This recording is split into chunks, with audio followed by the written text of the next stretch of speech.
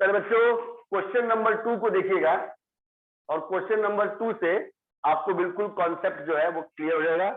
हाँ, ये उतना उस सिंपल तरीका m बराबर z इंटू आई इंटू टी से नहीं बनेगा।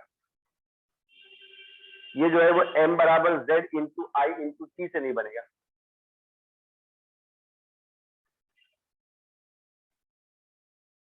देखिए ध्यान से, चलिए। A solution of copper sulfate, अंकित चौटाला, ध्यान दीजिएगा। A solution of CuSO4, यहाँ पे कॉपर सल्फेट का है, is electrolyzed for 10 minutes, उसी टाइप का लग रहा है पर है नहीं, for 10 minutes। अब की बार आपके पास जैसे उस क्वेश्चन में क्वेश्चन 1 में जिंक सल्फेट था, यहाँ पे आपके पास कॉपर सल्फेट और उसको हमने इलेक्ट्रोलाइज किया 10 मिनट के लिए with a current of 1.5 ampere, with a current of 1.5 ampere, 1.5 ampere के करंट। क्वेश्चन है what is the mass of copper deposited at cathode. यहां पे अंकित ध्यान दीजिएगा, काशिफ ध्यान दीजिएगा, यहां पे टोटल मास नहीं बोला माही वे, यहां टोटल मास नहीं बोला है। तो न्यूमेरिकल में ये बात अगर आप पकड़ लिए तो कैसा भी देगा तो आप सॉल्व कर दीजिएगा। इसने बोला what is the mass of copper, यानी मेटल का बात कर रहे हैं, डिपॉजिटेड, और उसका जगह भी बता रहा है, एट कैथोड। अब कोई भी इलेक्ट्रोकेमिकल सेल या इलेक्ट्रोलाइटिक सेल में एनोड पे कौन सा प्रोसेस होता है और कैथोड पे कौन सा प्रोसेस होता है?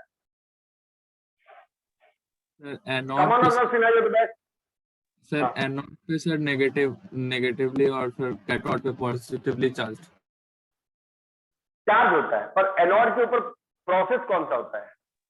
पूरे सेल में होता है redox reaction, oxidation, very nice, anode पे ऑक्सीडेशन और कैथोड पे रिडक्शन। एनोड पे होता है ऑक्सीडेशन और कैथोड पे होता है रिडक्शन। तो ये बोल रहे हैं what is the mass of copper deposited at cathode, जहां पे रिडक्शन हो रहा है, और इसमें Z का वैल्यू नहीं देगा। यानी दीपूलाल, काशिफ रजा, जब टोटल मास डिपॉजिट बोलेगा, जब टोटल मास डिपॉजिट बोलेगा उस समय Z दे देगा, लेकिन जब वो आगे वाले मेटल का नाम लेगा, बाय द वे यहाँ पे जिंक सल्फेट ही होता और ये बोलता है कि what is the mass of zinc deposit, what is the mass of zinc deposited at cathode, तब फिर वो Z का वैल्यू नहीं देगा। ऐसा क्वेश्चन अंकित से डाला, ऐसा क्वेश्चन 2 स्टेप में बनता है, समझिएगा बात को। मेरा सारा स्टूडेंट जो क्लास कर रहा है वो बात समझ गया है। फैराडे फर्स्ट लॉ का न्यूमेरिकल हमारे सर बताए हैं 2 तरह का होता है। पहले वाले न्यूमेरिकल में सर बताए हैं कि टोटल मास डिपॉजिट पूछता है, उसमें Z दे देता है, वहां कोई चिंता का बात नहीं है, वहां पे m बराबर z इंटू आई इंटू टी कर लेना है, ठीक है। चलो चलिए मेरे प्यारे बच्चों, और जो दूसरा टाइप का सर क्वेश्चन बता रहे हैं उसमें वो आगे वाले मेटल का नाम लेगा, find the mass of copper deposit, find the mass of sodium deposit, find the mass of magnesium deposit, find the mass of zinc deposit, ऐसे करके होगा, और वो हमेशा डिपॉजिट कैथोड। अभी मैं सभी प्यारे बच्चों के दिमाग में क्लियर कर दूंगा कॉपर कैथोड पे ही क्यों आएगा, उसका रिडक्शन होना क्यों जरूरी है। अब मेरी बात को समझिएगा। चलिए, तो प्यारे बच्चों 2 स्टेप में आप क्वेश्चन करेंगे, मतलब ये आपको एग्जाम में लिखना नहीं है, बस समझने के लिए आप लिख रहे हैं। जैसे मेरा पहला है स्टेप 1, ध्यान समझिएगा। पहले करंट और टाइम को मल्टीप्लाई करके आप टोटल चार्ज निकाल लेंगे जो केमिकल में से पास हो रहा है। कॉपर सल्फेट यहाँ पे, यानी कॉपर सल्फेट में से पास हो रहा है। तो टोटल चार्ज ट्रांसफर्ड, अभी आपने कॉपर सल्फेट में से पूरा कितना चार्ज पास किया? तो Q का फॉर्मूला होता है I इंटू टी। करंट दिया हुआ है इसका 1.5 एम्पियर, 1.5 एम्पियर इंटू टाइम दिया हुआ है 10 मिनट, तो 10 इंटू 60 सेकेंड। 10 मिनट में था प्यारे बच्चों, तो 60 से मल्टीप्लाई कर दिए सेकंड में करने के लिए। अब ये पॉइंट हटा दी, 10 नीचे आ गया, 10 काट दिए, 15 इंटू 60 यानी 900। तो मेरे प्यारे बच्चों, आपने उस अभी जो इलेक्ट्रोलाइसिस प्रोसेस की बात की, स्टेप 1 में मेरे को ये आपने अपने सर को बता दिया कि सर इसमें से ना 900 कूलम का चार्ज पास किया है। आपने जो भी कॉपर सल्फेट लिया सर, उसके डाटा के अकॉर्डिंग, उसमें गिवन इंफॉर्मेशन के अकॉर्डिंग आपने उसमें से 900 कूलम का चार्ज पास किया है। अब बात को समझिएगा, सेकंड स्टेप, स्टेप 2, यानी पहला स्टेप कोई बच्चा कर लेगा, आई और टी को मल्टीप्लाई करेगा और टाइम को सेकंड में कर देगा और कूलम में उसका न्यूमेरिकल निकाल लेगा। बात को समझिएगा, ठीक है? देखिए, और स्टूडेंट मेरे बात को समझिएगा, जब कॉपर सल्फेट टूटेगा तो सल्फेट रेडिकल है, इसको कोऑर्डिनेशन कंपाउंड में सल्फेटो बोलते हैं। SO4 का चार्ज होता है 2-, तो कॉपर का होगा 2+, यानी according to reaction copper starting में टूटेगा तो कॉपर 2+ बनेगा, और ये कहां पे जमा हुआ है? कैथोड पे। और अभी एक प्यारे बच्चे ने बताया कि सर कैथोड पे होता है रिडक्शन, तो अगर ये कॉपर 2+ अपने आप को रिड्यूस करके कॉपर मेटल बनना चाहेगा न्यूट्रल, तो इसके पास +2 चार्ज है, तो वो 2 इलेक्ट्रॉन को गेन करेगा और कॉपर बन जाएगा। आपको मालूम है रिडक्शन में इलेक्ट्रॉन गेन होता है, ऑक्सीडेशन में इलेक्ट्रॉन लॉस होता है। गेन होने वाला रिएक्टेंट के साइड ऐड होता है, लॉस होने वाला प्रोडक्ट के साइड ऐड होता है। तो कॉपर सल्फेट ज्यादातर +2 ही आता है, मैग्नीशियम सल्फेट या जिंक सल्फेट होता है तो भी आप Mg+2 या Zn+2 लगता है, और आप उसको 2 इलेक्ट्रॉन देके Mg या Zn में चेंज कर सकते हैं। तो वैसे ही पहले बच्चों कॉपर सल्फेट टूटा तो कॉपर +2 आया, ये कैथोड पे आया और उसने अपने आप को किया रिडक्शन। रिडक्शन करने के लिए उसने 2 इलेक्ट्रॉन यूज किया।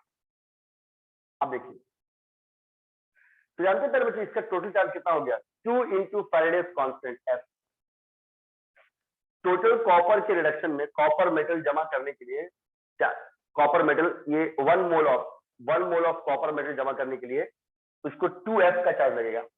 अगर इसमें बस यहाँ +1 होता, इसमें बस 1 इलेक्ट्रॉन गेन किया होता तो चार्ज लगता 1 इंटू F। अगर 3 इलेक्ट्रॉन गेन किया होता तो चार्ज होता 3 इंटू F। तो 2 into F Faraday's constant charge is required to deposit 1 mole of copper।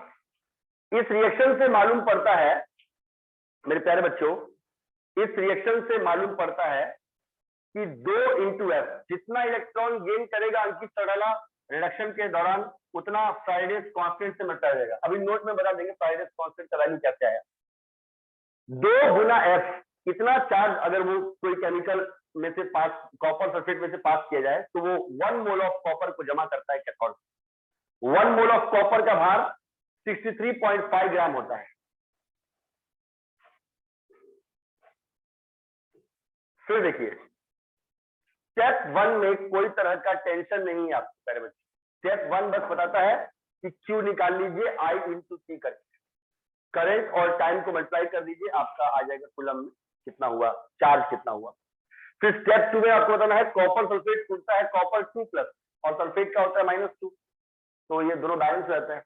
Copper +2 जब कैथोड पे आएगा तो रिडक्शन करेगा, अपने प्लस चार्ज को हटाने की कोशिश करेगा, +2 को हटाने के लिए वो 2 इलेक्ट्रॉन गेन करेगा, +2 -2 कर गया, कॉपर बन जाएगा, मेटल बन जाएगा, कॉपर बन के डिपॉजिट हो जाएगा। जितना इलेक्ट्रॉन गेन करता है उतना फैराडेज कांस्टेंट से मल्टीप्लाई कर देता है, उतना चार्ज उसके 1 मोल कॉपर को जमा करने में हेल्प करता है।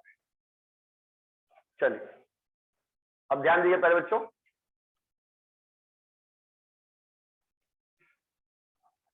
देखिए प्यारे बच्चों, स्टेप 2 के बाद ये इसी को ऊपर लिख रहे हैं, यानी this implies that 2 into 96500 coulomb, ये फैराडेस कांस्टेंट का वैल्यू है, बिकॉज 1 फैराडे का वैल्यू 96500 कूलम होता है। ये एक्यूरेट नहीं है, अप्रोक्सीमेट वैल्यू है, लेकिन सभी न्यूमेरिकल कैलकुलेशंस में इसी को यूज किया जाता है। 2 into इतना coulomb is required to deposit 1 mole copper. 1 mole copper का मोलर मास होता है 63.5 ग्राम, जो न्यूमेरिकल में दे देता है ना। Therefore 1 coulomb is required to deposit, इसलिए अगर 1 कूलम का चार्ज पास किया जाता तो कितना डिपॉजिट करता, 63.5 डिवाइड बाई 2 into 96500, इतना ग्राम कॉपर जमा करता। Therefore हमने कितना चार्ज सप्लाई किया था, 900 कूलम का। Therefore 900 coulomb is required to deposit, कितना जमा करेगा, 63.5 डिवाइड बाई 2 into 96500, ये वन कूलम में इतना जमा हो रहा था, तो 900 कूलम का आपको निकालना है, तो इसको 900 से आप मल्टीप्लाई कर देंगे, इतना ग्राम आपका जमा होगा। 2 जीरो से 2 जीरो कट जाएगा और 2 से कट जाएगा 9, 4.5 में, तो ऊपर हो गया अंकित 63.5 इंटू 4.5, ऊपर हो गया 63.5 इंटू 4.5 इंटू 4.5 हो गया 285.75 आएगा, और उसको डिवाइड कर दिया आपने 965 से, 0.296 जी। ऊपर में 285.75 और डिवाइड बाई किया 965, आंसर आ गया 0.296 ग्राम। 0.296 ग्राम इतना कॉपर जमा हुआ।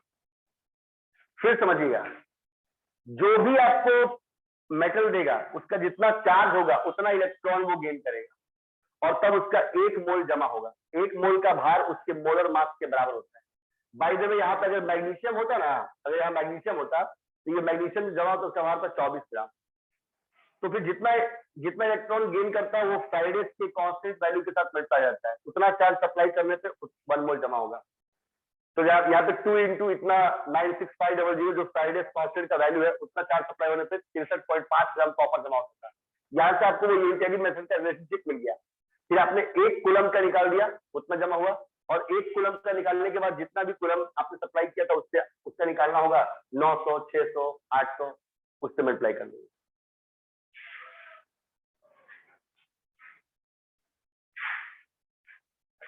B fast.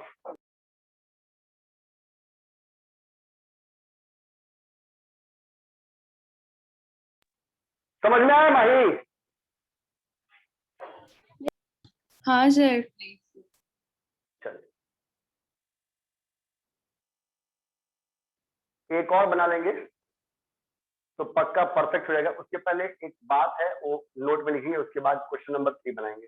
बिल्कुल ऐसा ही है, सेम।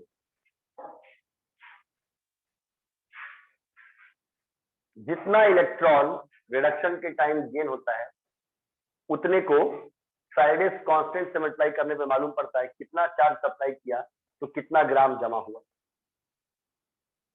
कॉपर का मास एटॉमिक नंबर 29 है और मास 63.5 ग्राम है, ये दिया रहेगा। समझ में आया काशिफ रजा? अंकित सिंह? Yes sir. अगर समझने में दिक्कत भी है तो कोई बात नहीं है, नेक्स्ट वाला से समझ में आ जाएगा। एक और अभी है उससे समझ में आ जाएगा। चलिए पहले बच्चों, पहले नोट वाले बात को आपको समझा देते हैं, उसके बाद फिर क्वेश्चन नंबर 3 बनाते हैं। कोई हड़बड़ी नहीं करना है स्टूडेंट, आराम से बनाना है, क्योंकि आगे का बेस जितना स्ट्रांग होगा उसके आगे चैप्टर के एंड तक पढ़ेंगे तो काफी जल्दी आपसे सब कुछ सॉल्व हो जाएगा। चलिए पहले बच्चों, सबका हो गया? अर्चना, ओनम, मानसी देवी, रागिनी, यस सर। चलिए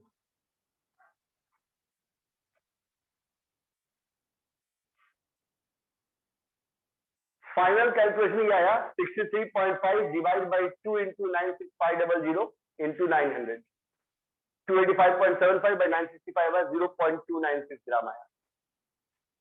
चलिए पर इसको मिटा देते हैं। चलिए प्यारे बच्चों ध्यान से समझिएगा।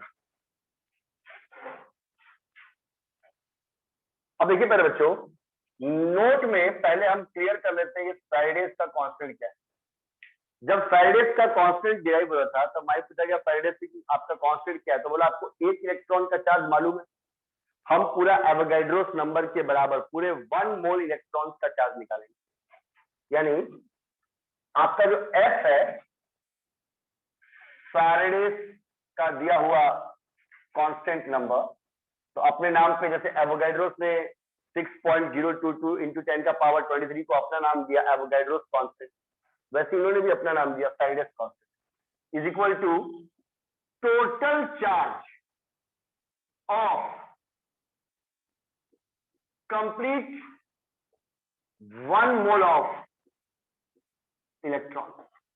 फैराडेस कहते हैं कि अगर मेरा कांस्टेंट निकालना है तो पूरे 1 मोल इलेक्ट्रॉन का चार्ज निकालना पड़ेगा।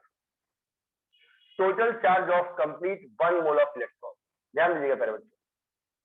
तो जो फैराडेस कांस्टेंट F है वो कैसे निकालेंगे? एक इलेक्ट्रॉन का चार्ज ले लेंगे और उसको पूरा एवोगैड्रोस नंबर जो कि आपका 1 मोल का वैल्यू है उससे मल्टीप्लाई कर देंगे। एक इलेक्ट्रॉन का ओरिजिनल चार्ज क्या है? एक्यूरेट चार्ज 1.6021 इंटू 10 का power -19 coulomb into Avogadro's number कितना होता है? एवोगैड्रोस नंबर कितना होता है? 6.022 इंटू 10 का पावर 20। अगर इन दोनों वैल्यूज को हम लोग मल्टीप्लाई कर देंगे तो ऑटोमेटिक की बात है कि हम लोग कैलकुलेट कर लेंगे फैराडेस का क्या है कांस्टेंट। पहले बच्चों ये नंबर से मल्टीप्लाई जाएगा और पावर से मल्टीप्लाई होगा, जाएगा 1.6021 इंटू 6.0 इंटू 6.022 इंटू 10 का पावर 4 कूलम। 23 में से माई 19 चल जाएगा माइनस, इन दोनों को मल्टीप्लाई करने पे आता है 9.6487 इंटू 10 का पावर 4 कूलम। ये पॉइंट हटेगा अंकित, 4 जीरो नीचे आएगा, 4 से 4 कट जाएगा, यानी एक्यूरेट वैल्यू होता है 96487 कूलम। असली फैराडेस कांस्टेंट का एक्यूरेट वैल्यू है अंकित सिंह 96487 कूलम, पर हमारे कैलकुलेशन काफी टफ हो जाएंगे, इसलिए इसको अप्रोक्सीमेटली 96500 कूलम माना जाता है। अगर आपसे पूछे इनमें से कौन सा है फैराडेस कांस्टेंट और उसके अंदर ये ऑप्शन भी दिया हो और ये भी ऑप्शन, तो आंसर ये होगा, क्योंकि उसका एक्यूरेट वैल्यू 96487 है, और जब ये ऑप्शन नहीं देगा तब ये आंसर होगा 96500 कूलम। तो आज के बाद मेरे प्यारे बच्चों कभी भी आपसे अगर पूछेगा व्हाट इज फैराडेस कांस्टेंट, तो आपको बोलना है Ankit Chautala sir it is equal to the total charge of complete 1 mole of electron. Sir पूरे 1 मोल इलेक्ट्रॉन्स का प्रणव मुखर्जी जब चार्ज निकालते हैं सर उसको बोलते हैं फैराडेस कांस्टेंट। इसके लिए सर एक इलेक्ट्रॉन के चार्ज के वैल्यू को जो कि एक कांस्टेंट वैल्यू है मिलिकन्स ऑयल ड्रॉप एक्सपेरिमेंट के थ्रू निकाला हुआ, ये सर एक इलेक्ट्रॉन के चार्ज के कांस्टेंट वैल्यू को एवोगैड्रोस नंबर के साथ मल्टीप्लाई कर देना है। सर हाँ अब अगर ऑक्सीडेशन के लिए यही क्वेश्चन रहता एक्चुअली वो हाँ हम बात को समझ गए। एक्चुअली अगर आप दोनों प्रोसेस देखा जाए रेडॉक्स की, तो ज्यादा रेडॉक्स हम लोग करते हैं मेटल के लिए अंकित, मतलब हम लोग जो भी इलेक्ट्रोलाइसिस करते हैं तो उसमें जैसे होता है अंकित की कोई प्रोसेस करते हैं तो प्रायोरिटी किसकी होती है, तो प्रायोरिटी हम लोग मेटल डिपॉजिट को देते हैं, इसलिए कभी ऑक्सीडेशन पे आएगा ही नहीं। आगे भी बहुत सारे क्वेश्चन है, वो सारे क्वेश्चन सिर्फ एक ही पे आते हैं मेटल डिपॉजिटेड, और मेटल कहाँ जमा होता है? कैथोड पे, यानी हमेशा सवाल रिडक्शन पे ही आएगा। नहीं, चलिए अब अगर देखिए प्यारे बच्चों, क्वेश्चन नंबर 3 ऐसा आपको दिया हुआ है, और सॉल्यूशन ऑफ MgSO4, इस क्वेश्चन को लिखिए, सॉल्व बाद में करेंगे। और solution of MgSO4 magnesium sulphate is electrolysed for 20 minutes. अब की बार माही वे मैग्नीशियम सल्फेट के सॉल्यूशन को हमने इलेक्ट्रोलाइज किया 20 मिनट के लिए, is electrolysed for 20 minutes with a current of 2.5 ampere. ये 2 बोल देते हैं, with a current of 2 ampere. सवाल है what is the mass of magnesium deposited at cathode. बिल्कुल वैसा ही, what is the mass of magnesium deposited at cathode। बताइए cathode पर मैग्नीशियम कितना जमा होगा। चलिए अंकित आंसर बताइए फटाक से। अर्नब सिन्हा, माही खान, विपास। वो दीजिए, ग्राम कितना ग्राम के लिए? वो इसमें नहीं देना है, तो इसमें क्या आपने लेंगे? ध्यान नहीं दिया जी, आपने ध्यान नहीं दिया। वो जो फर्स्ट क्वेश्चन होता है इसके अंदर टोटल मास निकालने को बोलता है, उसमें वो Z का वैल्यू देता है। सारे बच्चों याद कीजिए, फर्स्ट क्वेश्चन बताता है कि जो इलेक्ट्रोकेमिकल इक्विवेलेंट कांस्टेंट का वैल्यू तब देता है जब टोटल मास डिपॉजिट बोलता है। जब मेटल का मास पूछता है, find the mass of copper deposit at cathode, find the mass of zinc deposit at cathode, find the mass of magnesium deposit at cathode, उस समय वो Z का वैल्यू नहीं देता। सर आप उसमें कॉपर में लिए थे ना 63.5। सर 1 मोल ऑफ Mg का पूछ रहे हैं सर। ए बाबू, तुम सब एकदम थप्पड़ खाओगे क्या जोर जोर से? मैग्नीशियम का 1 mole of Mg sir. 1 mole of Mg क्या? वो उसका एटॉमिक नंबर कितना है? छोटा ना है, उसको कौन बताएगा? बोलो अंकित। 0.298 आ रहा है। नहीं ठीक है, 1 मोल ऑफ मैग्नीशियम का तब भार पूछ रहा है, मैग्नीशियम का एटॉमिक नंबर कितना है? मेरे सेट 24 ग्राम होगा। हो गया, एटॉमिक नंबर 12 है, तो 20 से कम है, इसका तो आपको याद ही होना चाहिए। 12 होगा तो वो खुद आपको मास लिखवा देंगे। 1 मोल ऑफ मैग्नीशियम का भार उसके एटॉमिक मास के बराबर होगा, तो मैग्नीशियम का एटॉमिक नंबर है 12, तो एटॉमिक मास कितना होगा 1 मोल? 24 ग्राम। आंसर आया माही का 0.298 ग्राम। चेक करते हैं सही है कि नहीं। आगे ना अंकित, अर्नब समझना है? Yes sir. Sir 0.298। Very good, यानी कि आंसर एकदम सही है, 0.298 का। इसीलिए मैग्नीशियम दिए थे क्योंकि आप उसका एटॉमिक नंबर, एटॉमिक मास आपको याद है, 20 तक तो सब बच्चों को याद होना चाहिए। चलिए प्यारे बच्चों, तो बिल्कुल बहुत ही सही जवाब, वेरी नाइस। एटॉमिक मास नहीं लेना है, हमको लगा कि दिया रहेगा, बोले नहीं कि गिवन रहेगा इसलिए। हाँ मतलब वैसे 20 से ऊपर होता है तो फिर दे देता है। अब देखिए प्यारे बच्चों, इसको ऊपर वाले को मिटाते हैं। देखिए प्यारे बच्चों, समझिएगा बात, बिल्कुल वैसा ही सवाल था जो आपको सिखाए थे कि 2 स्टेप में बनता है, बस वैसा ही सवाल था। जैसे पहले बच्चों इसमें देखिए अर्नब खान, ये क्वेश्चन नंबर 3 को ही यहाँ सॉल्व कर रहे हैं। ये सॉल्यूशन आपका 3 का ही है। देखिए पहले बच्चों जैसे सिखाए थे कि स्टेप 1 बोलता है कि पहले दोनों का मल्टीप्लाई करके चार्ज निकाल लीजिए। तो यहाँ पे हम निकाल लेंगे टोटल चार्ज सप्लाई निकालेंगे। यहाँ पे हम निकालेंगे टोटल चार्ज सप्लाई। तो टोटल चार्ज सप्लाई कितना है माही में? I into T.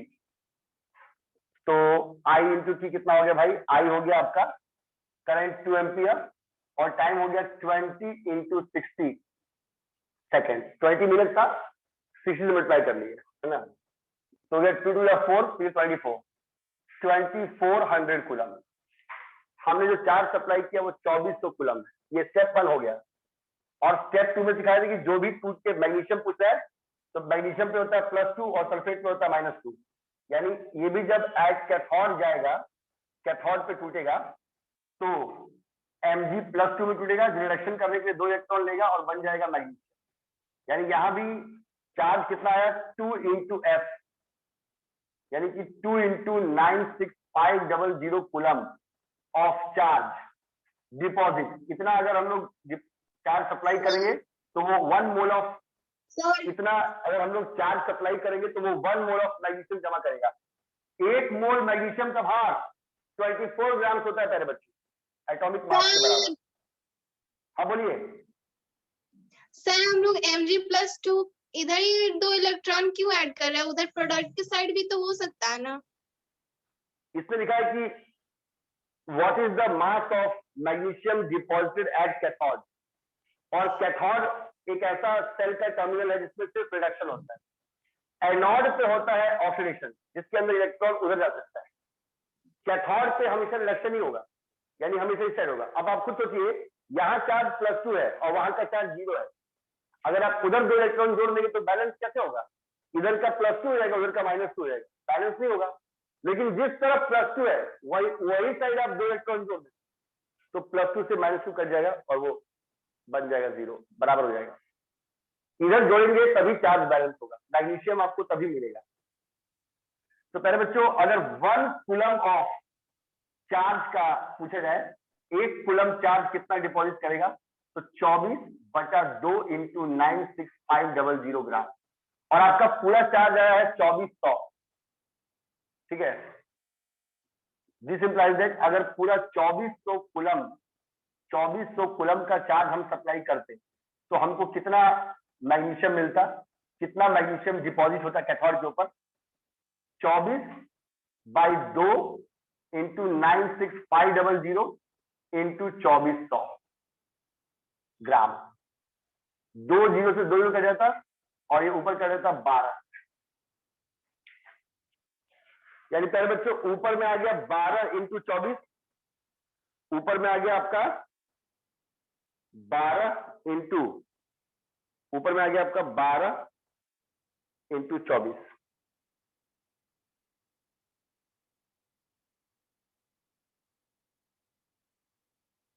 बारह इंटू 24 288 और 288 आ गया 0.26 और इसको डिवाइड करेंगे 965, 288 आएगा वो 0.298। ऊपर मल्टीप्लाई करने पे आएगा 288 और नीचे में आएगा 965, इतना ग्राम में आएगा, आंसर आएगा 0.298 ग्राम। चलिए चलो चलिए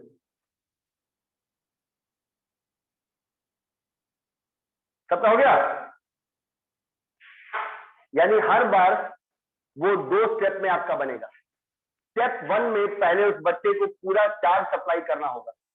सभी बच्चे जिनके माइंड में डाउट है उसको समझा दूं, जब भी मेटल का पॉजिटिव आयन कैथोड पे जमा होगा तो सब बच्चे याद कर लें, एनोड पे होता है ऑक्सीडेशन और कैथोड पे होता है रिडक्शन। किसी भी इलेक्ट्रोकेमिकल सेल में तभी ऑक्सीडेशन होगा, तभी वो करंट सप्लाई करेगा। तो मेरे प्यारे बच्चों, स्टूडेंट्स, जिसने भी ये क्वेश्चन पूछा कि ये इधर क्यों जुड़ेगा, तो उसको मालूम है कैथोड पे कभी ऑक्सीडेशन नहीं हो सकता, और वैसे भी अगर हम जबरदस्ती ऑक्सीडेशन कर भी देते तो भी मेरा चार्ज बैलेंस नहीं होता। इधर +2 है उधर 0 है, तो आपको रेडॉक्स रिएक्शन में चार्ज को बैलेंस करने के लिए जहां +2 वहीं पे 2 इलेक्ट्रॉन देना पड़ता, ताकि कट के दोनों 0 0 हो जाए। और जितना इलेक्ट्रॉन गेन करता है उसमें तो F से मल्टीप्लाई कर देते हैं, उतना ही चार्ज सप्लाई करने पे उसका 1 मोल डिपॉजिट होता है। और 1 मोल ऑफ मैग्नीशियम का एटॉमिक मास है 24 ग्राम डिपॉजिट हुआ। फिर आपने 1 कूलम का निकाल लिया और स्टेप 1 में जितना चार्ज आपने कैलकुलेट किया था उस चार्ज से मल्टीप्लाई कर दीजिए, आपका टोटल कितना जमा हुआ मालूम पड़ जाएगा। आ गया ना भाई? हाँ सर। अर्नब खान आपको आ गया? हाँ सर। चलिए चलिए पहले बच्चों, अभी आपके एनसीईआरटी बुक का पेज नंबर 92 का क्वेश्चन नंबर 3.12 है। अलग है थोड़ा, लेकिन इससे आपको बहुत नॉलेज मिलेगा। और हर में टोटल चार्ज ऑफ रिडक्शन ही पूछेगा, रिडक्शन की ही ज्यादा प्रायोरिटी, ऑक्सीडेशन की नहीं। ये सबका हो गया प्रणव? अंकित सिंह आर्यन देवी, Yes, sir. चलिए सर हो गया। चलिए स्टूडेंट्स इसको मिटा देते हैं। प्यारे बच्चों बहुत ही आसान होता है, और घबराइए मत, अगर न्यूमेरिकल्स में आपको दिक्कत होगा तो इसको फिर से बनवाया जाएगा, उसके लिए आप टेंशन मत लीजिएगा। ये मत सोचिएगा कि न्यूमेरिकल बनवा दिए उसके बाद अब हो गया, और भी इस टाइप का बनाएंगे तो पूरा मैच्योरिटी आ जाएगा। अब फ्रेंड्स पेज नंबर 90 हम लोग का क्वेश्चन नंबर 4 है, ये पेज नंबर 92 का क्वेश्चन नंबर 3.12 है। हम लोग का क्वेश्चन नंबर 4 है, ये पेज नंबर 92 का एनसीईआरटी का क्वेश्चन नंबर 3.12 है। माही क्वेश्चन लिखा हुआ है, how much charge is required for the following reduction. How much charge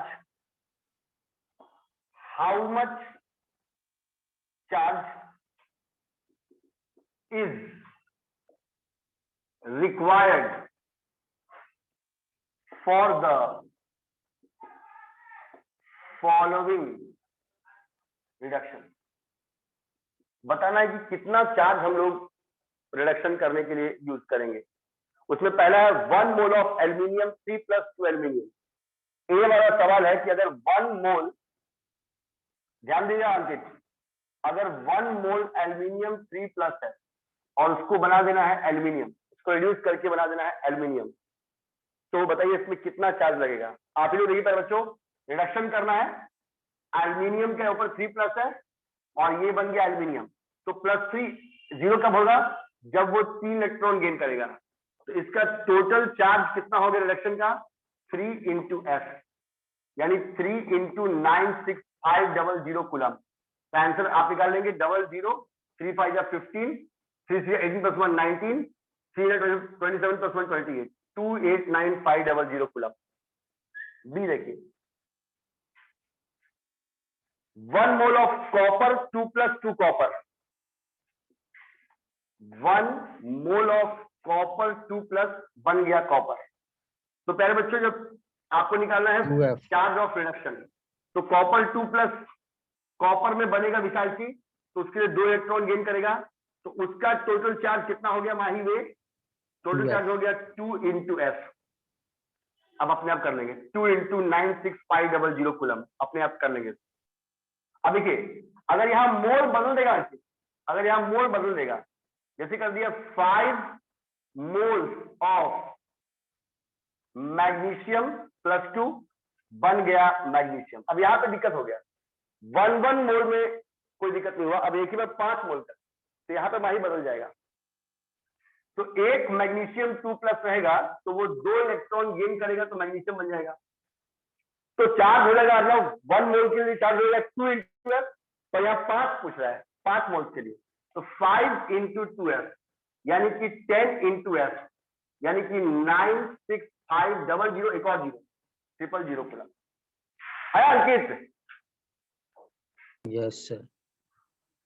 अब आपको सुन रहा है यार। हाँ सर।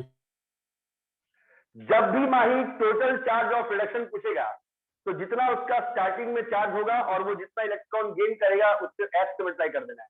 1 मोल में कोई टेंशन नहीं है, लेकिन अगर 2 मोल 3 मोल 4 मोल या 5 मोल्स का देता है तो वो जो जितना F आएगा वो उसके नंबर ऑफ मोल्स के साथ भी मल्टीप्लाई हो जाएगा।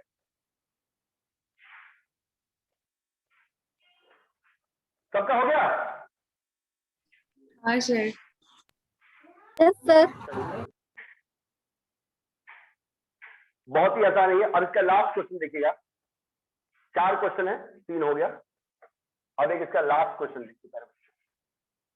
ये सबसे आसान है, ये सब 1 मार्क्स के ऑब्जेक्टिव में पूछता है। अब इसका डी देखिए, डी को थोड़ा और घुमा के लिखा है कि वो बच्चा कंफ्यूज हो जाए। 1 mole of MnO4 minus, 1 mole of MnO4 minus बन गया Mn2+, 1 mole of MnO4 minus बन गया Mn2+। चलिए पहले बच्चों ध्यान दीजिएगा, ऐसा जब भी देगा तो पहले आपको Mn को x मानकर उसका चार्ज निकालना पड़ेगा, उसके बाद न्यूमेरिकल सॉल्व करना है। अब MnO4 माइनस में आपने Mn के चार्ज को मान लिया x, ऑक्सीजन का होता है -2 × 4 बार -8 बराबर -1, जितना ऊपर लगा होता है वो उसका टोटल चार्ज के बराबर होता है। This implies that this is equal to x बराबर -1 + 8 कितना आ गया +7। यानी कि पहले बच्चों मैंगनीज पहले +7 था और बाद में वही मैंगनीज 2+ हो गया। मैंगनीज पहले +7 था और बाद में वही मैंगनीज 2+ हो गया। अब बताइए माही बे 5F 7 से +2 बनने के लिए, हाँ वेरी नाइस, +7 से +2 बनने के लिए उसको गेन करना पड़ेगा 5 इलेक्ट्रॉन। तो यहाँ पे टोटल चार्ज हो गया 5 × F, यानी कि 5 × 96500 कूलम, जो फैराडेस कांस्टेंट का वैल्यू। और यार आप लोग खुद निकाल के दिखा दीजिए। 2 moles of Cr2O72 Cr2+, 2 moles of Cr2O72 बन गया Cr2+। जल्दी कीजिएगा, सर 8F। देखते हैं अर्नव का जवाब सही है कि नहीं। पहले निकालते हैं इसको, पहले हम यहां देखते हैं Cr2O72 से पहले क्रोमियम का निकालना पड़ेगा x मान के। इसको x मानेंगे तो 2 से मल्टीप्लाई हो जाएगा, 2x - 14, ऑप्शन का -2 7 बार -14 बराबर -2। तो this is sir equal to 4F 2x बराबर हो जाएगा 12, दिस इज x बराबर हो जाएगा 6 हो गया, नहीं 8 आएगा, सही है। यानी दो मोल के लिए क्रोमियम +6 से बन गया क्रोमियम 2+, क्रोमियम +6 से बन गया क्रोमियम 2+। ठीक है, इसको आपने x माना, क्रोमियम को x माना, x × 2 2x, ऑप्शन का -2 × 7 -14 बराबर टोटल चार्ज ऊपर में कितना देगा -2, तो 2x बराबर हो गया -2 + 14 12, x बराबर हो गया 12/2 6, क्रोमियम +6 से बन गया +2, 4 इलेक्ट्रॉन गेन किया 1 मोल में, तो यहाँ पे दिया हुआ 2 मोल्स में, therefore 2 × 4F, बिल्कुल सही जवाब 8 है। आया अंकित? Yes sir. चलिए, तो मेरे प्यारे बच्चों इसी के साथ आपका फैराडेस फर्स्ट लॉ अच्छे से खत्म हो गया। बिल्कुल कोई न्यूमेरिकल हो, चाहे वो टोटल चार्ज ऑफ रिडक्शन का न्यूमेरिकल हो, चाहे वो m बराबर z × I × c का न्यूमेरिकल हो, मेरे सभी प्यारे बच्चे इस न्यूमेरिकल को सॉल्व कर सकते हैं। बोलिए सर ई वाला एक बार फिर से एक्सप्लेन कीजिए ना। ई वाला E, या E। डी वाला में हाँ बता रहे हो, आपको सबसे पहले अकेले का चार्ज निकालना होता है स्टूडेंट, आपको सबसे पहले अकेले का चार्ज निकालना पड़ता है। जैसे यहाँ पे क्रोमियम का अकेले चार्ज दिया हुआ है और यहाँ क्रोमियम का पूरा रेडिकल ग्रुप ऑफ आइटम्स का चार्ज दिया हुआ है -2, तो जिसका निकालना होता है उसको आप x मान लेते हैं। तो क्रोमियम को आपने x माना, क्रोमियम 2 बार है तो हो गया 2x,